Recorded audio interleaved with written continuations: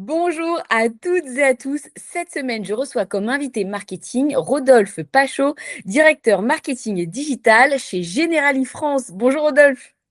Bonjour Barbara. Alors, on se retrouve aujourd'hui sur le podcast pour parler notamment d'expérience client, des enjeux autour d'expérience client, pour faire face aux nouveaux risques. On va voir de quoi il s'agit tout de suite, mais peut-être pour commencer, quelques mots sur Generali et tes fonctions. Alors, je suis Rodolphe Pachot, je suis directeur marketing et digital de Generali France. Generali, dans le monde, c'est un groupe d'assurance, un des leaders mondiaux de l'assurance, tant sur la protection que des biens et des personnes que de l'épargne ou de la retraite. Et moi, mon rôle chez Generali en France, c'est de faire le lien entre la marque, l'expérience, la création d'expérience et la performance, en mettant le digital, la data et l'IA au service de la croissance et de la performance. En scope 360. Quel est le contexte aujourd'hui du marché de l'assurance, des complémentaires santé? Comment ça se passe? Alors, je dirais qu'il y a trois principales dynamiques. Déjà, c'est un marché qui est ultra saturé. On a un nombre d'acteurs incroyable. Les produits, surtout pour le grand public, se ressemblent avec une offre qui est abondante, avec quelques difficultés de se différencier. Donc, le classique, je dirais, des marchés assez saturés. On a un enjeu également d'expérience et d'expérience client qui est absolument clé, hein, qui ne se regarde plus aujourd'hui par verticale, mais les expériences je dirais, se comparent entre les différents marchés. Et donc, elle est pour nous absolument essentielle, notamment pour combler une problématique de fond qui est un vide relationnel assez classique en assurance entre la souscription et le sinistre, et je pense qu'on va y revenir. Et Ouais, c'est enfin, ce que j'allais dire, mais c'est vrai que la relation, enfin l'expérience client sur l'assurance, on n'est pas sur une récurrence hyper fréquente, quoi. On espère plutôt gros moment en jeu de souscription et après le plus tard possible. voilà, et c'est là où c'est absolument clé de rompre avec ce vide relationnel qui s'est créé, clairement sur le marché de l'assurance et qui, in fine, fragilise énormément la confiance et l'attachement et l'attachement à la marque. Et enfin, le troisième, je dirais, game changer et le plus gros, hein, actuellement en assurance, c'est-à-dire que l'assurance, c'est quand même a des siècles et des siècles d'existence. Il y a peu de nouveaux risques qui sont arrivés et là, on est face à de nouveaux risques. De nouveaux risques arrivent, absolument clés. Et notamment on pense au cyber, on pense au climatique, qui là, clairement, nous oblige tous, hein, tant en compagnie d'assurance que citoyens, à revoir la manière d'adresser l'assurance. Et c'est à la fois une énorme menace pour tout le monde, hein, pour la planète entière, mais c'est également une formidable opportunité, je dirais, pour le secteur de l'assurance pour revenir dans le quotidien de nos clients, accompagner nos clients le plus en amont possible et apporter comme ça une vraie valeur ajoutée, une vraie expertise forte et revenir sur un vrai value for money, clairement, euh, par cette opportunité des nouveaux risques. Moi, ce que j'entends là dans de nouveaux risques principaux, la cybersécurité ou cybercriminalité dans le sens qu'on le prend, les enjeux environnementaux, donc inondations, etc. Moi, derrière, j'entends quand même une notion un peu de responsabilité. Est-ce que ça ramène aussi à ce sujet un peu de responsabilisation des clients, le sujet autour de l'assurabilité aussi, si ça fait 3 fois, 4 fois que je suis... on sait que ce sont des aléas, mais des aléas répétés, est-ce qu'il n'y a pas une part de responsabilité à un moment?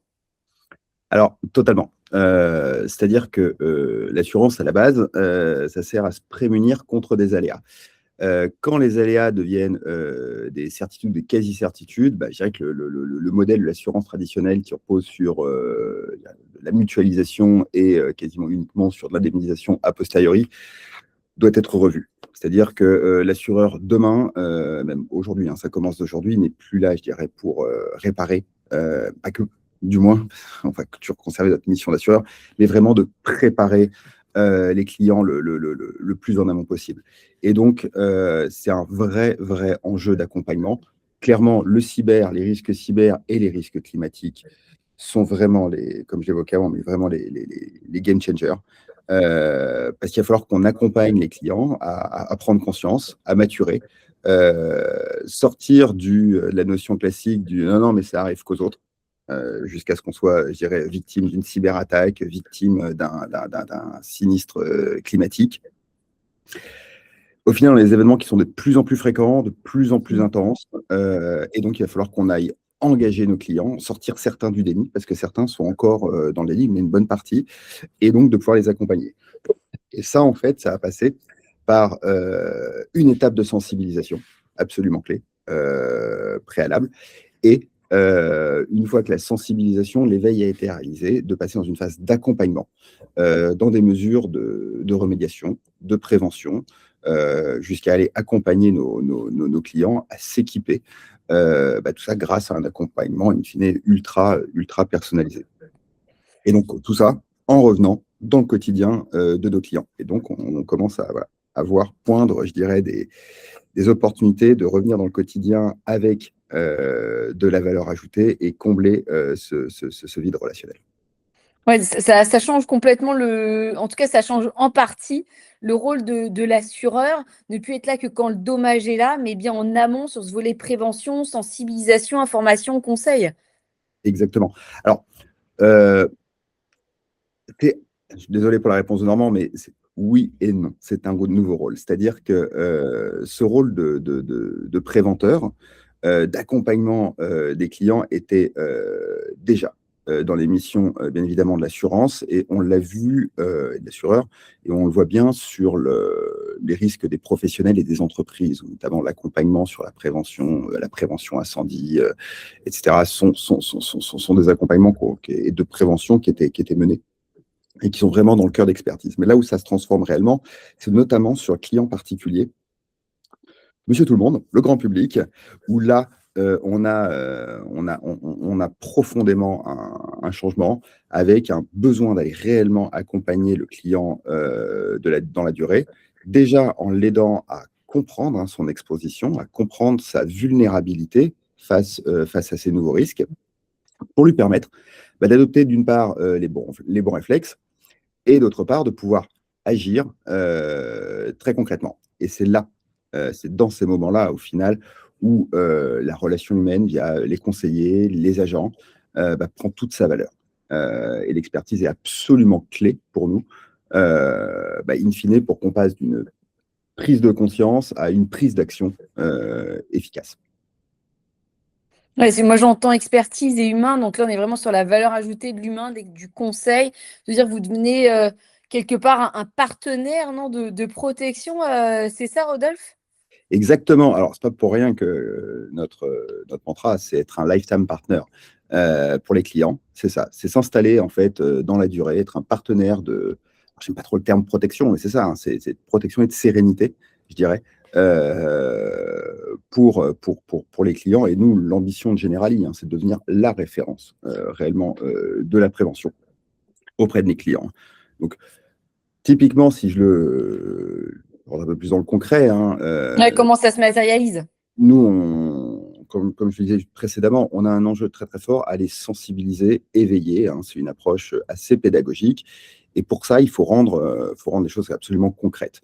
Et typiquement, face aux nouveaux risques climatiques, nous, on a développé une solution accessible pour nos clients, mais également pour le grand public. Tout le monde peut y accéder via generali.fr, qui est une solution qui s'appelle Ensemble face au risque et qui nous permet, au final, d'aider le client à prendre conscience de l'exposition climatique de son bien, son habitation. Et de là, ça permet d'engager la discussion, et ça avant même d'avoir contractualisé avec le client. Donc on peut Ensuite, avoir accès à des diagnostics ou à un premier niveau de diagnostic? exactement, c'est un premier niveau de diagnostic des différents risques climatiques auxquels est exposée l'habitation, que ce soit les feux de forêt, l'inondation, les RGA, les retraits gonflements des argiles, qui sont un risque assez sournois, ce dernier-là, assez sournois, qu'on ne voit pas, mais qui impacte un volume considérable d'habitation en France. Donc déjà, premier niveau de sensibilisation, on aide le client à prendre conscience de son exposition, je dirais le degré même de son exposition, et on commence déjà à lui fournir des premiers conseils des premiers conseils de remédiation. Et en fonction de cette exposition détectée pour le client, on va l'accompagner ensuite à aller dans des diagnostics encore plus fins, là, pour aller vraiment identifier l'ensemble des bonnes solutions de remédiation, encore une fois, hein, et de réduction de la vulnérabilité de l'habitation des clients, euh, en allant même jusqu'à pardon, en allant même jusqu'à l'accompagner dans la mise en place de ces mesures. Donc ça, c'est vraiment une chaîne de valeur dans son ensemble, où on part de l'éveil jusqu'à la mise en place de solutions. Et tout ça, pour le faire, on travaille notamment sur la maturité des clients. Et ça, c'est un élément absolument clé, parce que si on veut que le client intègre les messages qu'on lui passait, il faut qu'on s'adapte à sa maturité.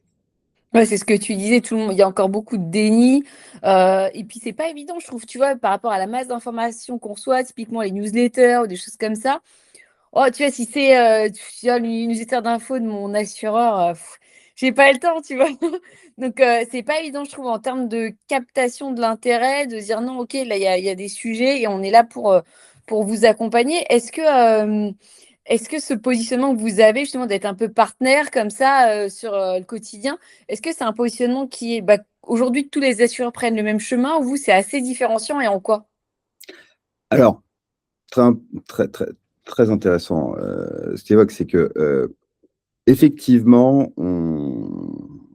on peut avoir des clients ou des prospects, hein, qui sont noyés dans des masses d'informations. Et donc, l'enjeu pour nous, ça va être de trouver la bonne justesse relationnelle. C'est pas de sursolliciter le client et d'envoyer des milliards de communications, mais c'est vraiment de trouver la bonne justesse relationnelle, la bonne valeur, le bon moment, le bon message et le bon niveau d'expertise. Mais globalement, c'est pas un, comment dire, c'est pas un positionnement marketing. Dans le sens très péjoratif du terme, c'est vraiment un choix structurant.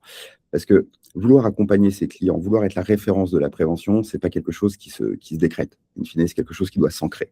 Et donc, ça s'ancre par de la preuve, ça s'ancre par des éléments concrets, une expertise très forte, et encore une fois, cette adaptation à la bonne maturité du client. Et pour ça, et notamment pour éviter les sursollicitations et que le message passe, il va y avoir un vrai rôle de l'accompagnement terrain, un vrai rôle des conseillers et des agents généraux pour être dans le quotidien de leurs clients et pouvoir délivrer cette approche pédagogique. Donc, in fine, on n'est pas sur une différenciation spectaculaire, mais elle est extrêmement exigeante, elle doit s'installer dans le temps et in fine, c'est ce qui la rend très durable. Finalement, vous recréez de la valeur en étant sur quelque chose sur une relation qui devient continue. Exactement. C'est-à-dire que, in fine, excusez, hein, c'est les deux faces de la pièce, hein. C'est ces menaces qui apportent une formidable opportunité, hein. Pour nous, c'est de pouvoir apporter cette prévention dans le quotidien. Et in fine, la prévention, aujourd'hui, devient un vrai levier relationnel avec le client. Et ce qui permet de sortir de cet angle mort, hein, entre la souscription et le moment du sinistre. Et in fine, plus on va apporter de valeur ajoutée aux clients, encore une fois, de façon précise, accordée avec le bon niveau de maturité, le bon niveau d'expertise, là, on rentre dans une approche où on va générer beaucoup plus de value for money pour le client. Et in fine, plus on va apporter de la valeur au client, plus on va désensibiliser et dépondérer le poids du sinistre et de la gestion du sinistre comme preuve de la relation client. Et donc, in fine, c'est vraiment la prévention qui est en train de transformer l'assurance en mode relationnel. Ouais, je comprends. On a vu beaucoup le volet humain. Est-ce que toi, l'IA, l'intégration de l'IA, alors en POC ou à l'échelle, mais ça vient servir justement ce volet prévention, engagement de la part de Generali? Alors, l'IA, c'est encore une fois, voilà, c'est un levier. Réellement, pour nous, c'est un levier, c'est pas une finalité en soi. On ne fait pas de l'IA pour l'IA, soyons clairs, mais c'est un formidable outil, du moins, qui a des promesses formidables, à la fois sur ce qu'on évoque, hein, la prévention et la justesse relationnelle. Donc, nous, on l'aborde sur trois axes principaux. Donc, certains sont quand même encore à l'état de POC et certains sont très avancés et en prod. Mais en gros, sur 3 niveaux, on l'a d'abord sur la sensibilisation à la prévention. Donc, notamment, tu imagines bien que pour rentrer dans des approches assez fines de détection de la vulnérabilité ou de l'exposition d'un client, on utilise des solutions qui sont très boostées par l'IA. Donc vraiment, ce premier axe qui est ciblé la prévention, donc une approche assez technique. On a un Donc, deuxième quoi, levier. des scores qui permettent d'identifier peut-être, enfin, des scores de risque, hein. Ouais, c'est ça, du score de risque. Et puis pour identifier les zones Ouais, exposées. ouais.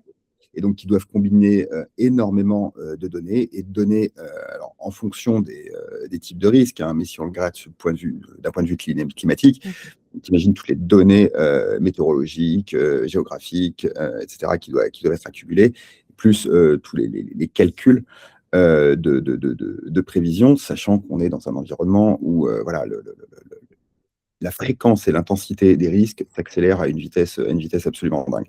Donc là, c'est vraiment une puissance apportée à la détection et à la prévision. Le deuxième axe, Ok. c'est bien évidemment pour travailler la relation, hein, la rendre plus accessible, plus fluide et accessible 24/7, hein, clairement. Et là, il y a des enjeux, et on travaille des enjeux purement conversationnels, et donc notamment pour aller offrir une expérience la plus lean possible, apporter là aussi un message, un ton adapté à la maturité, donc ultra personnalisé, et de savoir quand est-ce qu'il faudra débrancher vers un humain aussi. Donc, Dans vous avez cette mis quoi, pardon, Rodolphe? Vous avez mis en place un agent conversationnel sur le site? On teste aujourd'hui. Non, Ok. on l'a à l'idée de POC. Voilà, l'idée, c'est de travailler demain sur du conversionnel. Donc, on l'a aujourd'hui encore plus sur de l'interne. Mais avant de Ok. l'exposer aux clients, on doit encore travailler Ouais. sur ces éléments de maturité. Mais c'est en cours de travail. Ouais, mais Euh, de toute façon, tu vois, là, j'étais il y a une semaine au Hub Forum. Tu avais les équipes de Center Parks qui partageaient que c'est normal d'avoir cette phase apprenante aussi, où tu vois, ils avaient mis en place un bot et tout allait bien. Et au final, il s'est mis à halluciner, mais pas tout de suite. Et ils se sont rendus compte que c'était parce que les fiches produits, elles n'étaient pas à jour. Donc, tu vois, c'est complètement normal. Et oui, il faut quand même cette phase apprenante et surtout de s'assurer que les données qui sont dedans soit bonne, parce qu'on parle souvent de data, enfin pas data, pas dia, pas de chocolat, moi je dis souvent ça, mais la réalité, nous rattrape dans les cas d'usage. ah, c'est évident. C'est évident. Et tu vois, typiquement, dans ce cadre-là, c'est pour ça qu'on a besoin vraiment de le travailler et de le poker finement, parce que on a un enjeu où l'IA va venir accélérer, je dirais, toute la simplifier, ou on va dire automatiser, donc simplifier, hein, toute la complexité structurelle. Et ça, on va avoir un vrai accélérateur. Mais à un moment donné, quand on détecte plus de la complexité sensible ou émotionnelle, là, il faut impérativement qu'on rebascule sur de l'humain. Et donc, c'est pour ça. Il y a vraiment cette. Alors, bien évidemment, je te rejoins sur faire très attention aux hallucinations, mais trouver, in fine, le bon degré. À un moment donné, de quand est-ce qu'on automatise et quand est-ce qu'on rebascule sur de l'humain, et notamment pour cette détection émotionnelle et Ouais, et sensible. surtout en cas de sinistre, forcément, tu as un fort coefficient émotionnel de peur, d'angoisse, de stress, enfin, tout ce qui n'est pas forcément hyper cool à ce moment-là.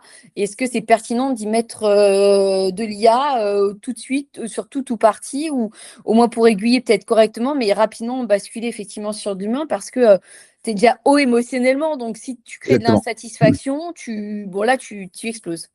C'est ça. Ok, ok. Et autre cas d'usage, alors Rodolphe, à part le conversationnel? Bah, alors, j'ai le troisième levier, hein, et la prévention, l'accessibilité. Le troisième, c'est encore une fois cette justesse, Ok. je me répète un peu, mais cette justesse relationnelle qui pour moi est absolument clé. Donc c'est encore une fois la bonne interaction corrélée au bon niveau de maturité du client. On parle beaucoup là de sujets quand même assez sensibles, à la fois dans les sujets et dans le volet émotionnel. En quoi c'est important d'avoir une approche personnalisée et pas hyper mainstream qui peut peut-être être rapidement anxiogène en fait. Bah, en fait, c'est ça, c'est tout l'enjeu du travail de la maturité. C'est-à-dire qu'on s'est aperçu, je dirais on a mené une étude sur les clients qui étaient exposés au risque climatique, hein, où leur habitation est exposée au risque climatique, et on s'est aperçu que tous, et très loin de là, n'avaient pas la bonne perception de leur exposition et de leur vulnérabilité. Et ce qui va jusqu'au déni, hein. C'est-à-dire on peut avoir des personnes qui ont été exposées, qui ont vécu un ou plusieurs sinistres climatiques et qui, pour autant, sont toujours dans le déni. Et donc, ça veut dire que on Ouais, c'est parle. la faute, t'as pas de chance, quoi. Ouais, ou alors, mais moi, ma maison, en fait, elle est plus haute que celle du voisin, mais là, c'était dans ce cas-là, Donc, ça avait été assez spécifique. Et c'est normal, c'est totalement humain. C'est totalement humain et c'est normal. Et donc, on touche à des sujets qui sont extrêmement sensibles, extrêmement anxiogènes, et donc qui mécaniquement réveillent des émotions, et des émotions quand même assez fortes, hein, et intenses. Et pour ça, il faut impérativement adapter le message. Clairement, on ne peut pas arriver avec un message anxiogène sur quelqu'un qui n'a pas encore conscience de sa vulnérabilité ou de son exposition. On sait que dans ce cas-là, ça va fermer les portes. Et là, au contraire, l'enjeu, c'est d'enclencher le dialogue, enclencher l'échange, parce que ce que l'on va chercher à faire, c'est à la fois éveiller et ensuite pouvoir chercher l'engagement du client. Et pour avoir de l'engagement, il faut vraiment qu'on parle avec le bon degré d'expertise au bon moment. Sans quoi, comme tu disais, si on a un message mainstream, on fait de l'information. On fait de l'information uniforme, mais in fine, on ne fait pas de la transformation. Donc, il est absolument clé que la prévention devienne efficace. On s'adapte finement à la maturité du client. quels sont, Rodolphe, si on se projette un petit peu là sur les prochains mois, du coup, qu'est-ce que ça engendre comme prochain grand chantier? Alors, donc, on a tout au-delà des chantiers, je dirais, sur le développement de la maturité, le conversationnel, ce qu'on a pu évoquer précédemment. Globalement, en termes de relations clients et d'expérience, on va travailler sur j'ai 3 priorités actuellement. Il y en a une qui est de recentrer la relation sur les moments qui comptent réellement. En gros, surinvestir les moments de vérité. Et quand je dis ça, c'est peut-être accepter qu'on ne soit pas sur l'ensemble de la chaîne de valeur sur un 10 sur 10, mais qu'on accepte d'être sur parfois des 7 sur 10 ou des 8 sur 10, mais que dans les moments de vérité, on soit sur une excellence relationnelle à 10 sur 10. Voilà. Donc ça, c'est le premier point, de se recentrer sur et d'investir les moments de vérité. Le deuxième axe sur lequel on travaille, c'est l'analyse et la mesure. C'est-à-dire que c'est de remettre de plus en plus de capteurs sur l'ensemble de la chaîne de valeur et pas forcément des capteurs uniformes. Aller chercher des unités de mesure ou des indicateurs de mesure qui répondent à des problématiques spécifiques de l'expérience, hein. Je prends juste pour exemple un indicateur comme on maîtrise tous le RNPS ou le TNPS, mais le CES, le Customer Effort Score. Là, on est sur une mesure qui est extrêmement utile pour aller voir la difficulté de l'effort dans l'expérience, hein, sachant que l'effort, c'est le pire ennemi de l'expérience. Ah ouais. C'est la base, hein, c'est la réduction de l'effort. Donc, dès qu'on détecte de l'effort, faut le tuer. Donc ça, c'est voilà, nos travaux sur l'analyse et la mesure. Donc, aller, je dirais, chaîner et parfaitement je dirais, mapper l'ensemble des besoins de mesure additionnels et notamment à chaud du client. Et je dirais le troisième enjeu majeur, hein, je dirais que c'est un peu le cœur business, mais c'est un enjeu de cohérence très forte pour aligner la culture, la marque, la promesse, l'organisation et la réalité expérientielle vécue par le client. Et ouais, vraiment cohérence. Cohérence. Tous ces sujets, est-ce que tu as un enjeu aussi de les aborder de façon plus spécifique, notamment auprès des jeunes générations, Gen Z, qui ont leur premier appart, qui ont leur premier ordi, tu vois, est-ce que tu leur parles de la même façon qu'à moi, tu me parles, moi, femme de plus de 40 ans? Alors, encore une fois, on ne change pas forcément de discours. L'enjeu sur cette population-là, alors déjà pour Generali, d'une part, elle est de se faire connaître.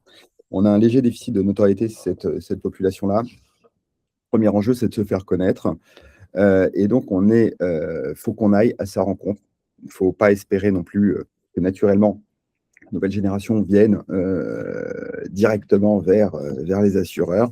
C'est plus une démarche d'aller à leur rencontre. Et pour ça, ça demande déjà de les comprendre. Donc, sans rentrer dans les grands poncifs, hein, mais on est face à une population qui est mobile first, qui est ultra sollicitée, qui est expérientielle à fond, mais qui a pour avantage d'accepter de partager ses données pour lui améliorer son expérience. Donc ça, c'est absolument génial. Génération no bullshit aussi, hein, qui est hyper exigeante dans la transparence, dans le discours, qui demande aux marques de parler vrai. Exactement, qui cherche de l'authenticité réellement et qui est, je dirais, beaucoup plus réceptive, effectivement, hein, à tout ce que les marques portent, leurs valeurs, leurs discours, et ils sont très, très attentifs. Donc pour ça, on a besoin clairement d'apparaître dans leur radar, d'exister. Donc, comme je disais, l'enjeu pour nous, premièrement, c'est pas forcément de leur vendre des produits, d'en faire des clients d'aujourd'hui, mais plus d'anticiper et d'en faire des clients de demain.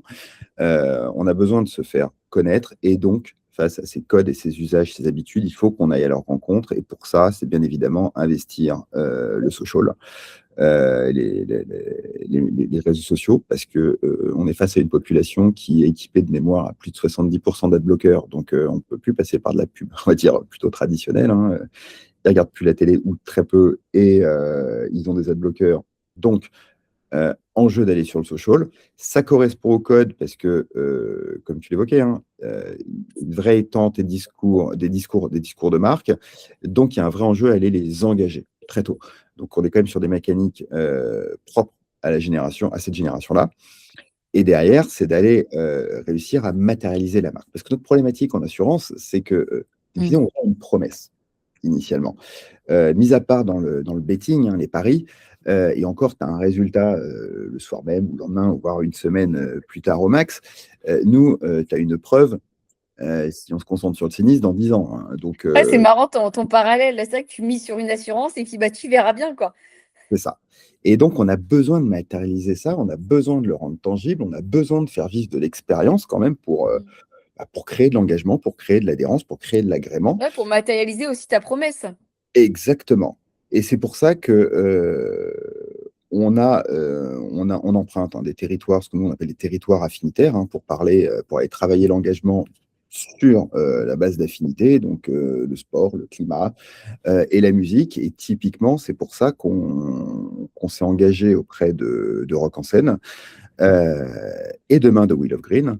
Non pas sur une approche de sponsoring, mais sur une approche de partenaire, où on incarne là physiquement le safe partner. Donc, Rock en Scène, on n'y est pas présent juste en collant notre logo à côté du logo de Rock en Scène, hein, ça ne nous intéressait pas. On est présent physiquement, on a 5 stands au cœur de Rock en Scène, basés sur de la prévention de risques. Et là, on est en contact de la population et c'est là où on impacte. C'est-à-dire qu'au-delà de faire la preuve par le réel et la présence physique, on est là, on ne nous attend pas. Donc, c'est aussi ce qui vient favoriser la mémorisation, ce qui vient créer de l'engagement et de l'agrément. Ouais, peut-être pourquoi pas demain dans le gaming aussi, tu vois, sur le volet cyberattaque ou quoi. Bon, l'objectif, à mon avis, n'est pas d'être partout, mais ça peut être un territoire intéressant. Voilà, il suffit de regarder la campagne qu'a faite l'armée de terre pour le recrutement de cyberdéfense. C'est exactement ça. C'est absolument excellent. Ils ont créé un modèle que j'encourage tout le monde à aller regarder parce que c'est un modèle de recrutement assez dingue. Déjà, je mettrai le lien tout à l'heure de ce que tu disais du dispositif pour le diagnostic, mais on pourrait aller regarder ça aussi. Ma dernière question, Rodolphe, dans toute cette évolution, cette transformation, est-ce qu'il y a encore une place pour les agences physiques? Alors, je dirais même que c'est absolument incontournable, plus que jamais. D'une part, c'est dans notre ADN. Et donc, une marque forte doit rester absolument collée à son ADN. Deuxièmement, ce que j'évoquais juste avant, on n'a pas beaucoup d'incarnation matérielle et physique de la marque et les agences sont une incarnation physique de Generali. Et au-delà de ça, elles sont ancrées dans les territoires et depuis de nombreuses années. C'est un un de nos axes de différenciation majeurs des banquiers. C'est-à-dire que les banquiers, généralement, vous avez votre conseiller financier qui change tous les 3 ans. Euh, euh, Chez Generali, en moyenne, votre assureur, il change tous les 30 ans. Donc, à un moment donné, pour confier votre épargne, votre retraite dans 30 ans, bah, vous avez potentiellement plus confiance dans un acteur qui est ancré dans le territoire, qu'il connaît parfaitement et qui va y rester plusieurs décennies. Donc, ça, c'est absolument clé. Troisièmement, vous avez les agents qui ont une connaissance exceptionnelle du territoire. Et quand on parle de ces nouveaux risques, et notamment des risques climatiques, cette connaissance fine des territoires, la connaissance, la très grande proximité avec les clients, c'est absolument clé. Et enfin, je dirais que malgré toutes les technos qu'on va pouvoir mettre en place, toutes les signaux qu'on va pouvoir aller capter, rien ne pourra remplacer la connaissance locale, la connaissance terrain, le message qu'aura pu glisser un client ou une cliente à son agent ou à son conseiller. Et ça a une valeur relationnelle absolument incroyable. Et c'est pour ça que chez Generali, on travaille beaucoup de solutions, et notamment de solutions marketing, en vision centralisée et distribuée. C'est-à-dire qu'on tâche d'apporter la puissance du national, hein, que ce soit sur les sites web, les campagnes marketing ou autres.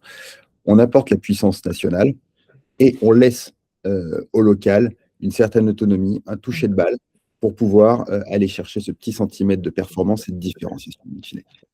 Et ouais, cette proximité relationnelle qui permet voilà, d'être le plus personnalisé, le plus efficace possible quand il y aura besoin. Euh, un grand merci, Rodolphe. Peut-être que, je ne sais pas, est-ce qu'il y a un dernier point que tu voulais aborder ou globalement, on a répondu à notre enjeu d'aujourd'hui de comment est-ce qu'on fait face, comment on fait évoluer l'expérience client, notamment chez Generali, pour faire face aux nouveaux risques. C'était parfait. Eh bien, un grand merci, Rodolphe. Merci à vous qui nous avez écoutés ou regardés. Si vous avez apprécié cet épisode, n'hésitez pas à mettre un pouce, un like, une étoile, un commentaire. Je vous souhaite une bonne fin de semaine. Nous, on se retrouve lundi pour l'actualité marketing de la semaine.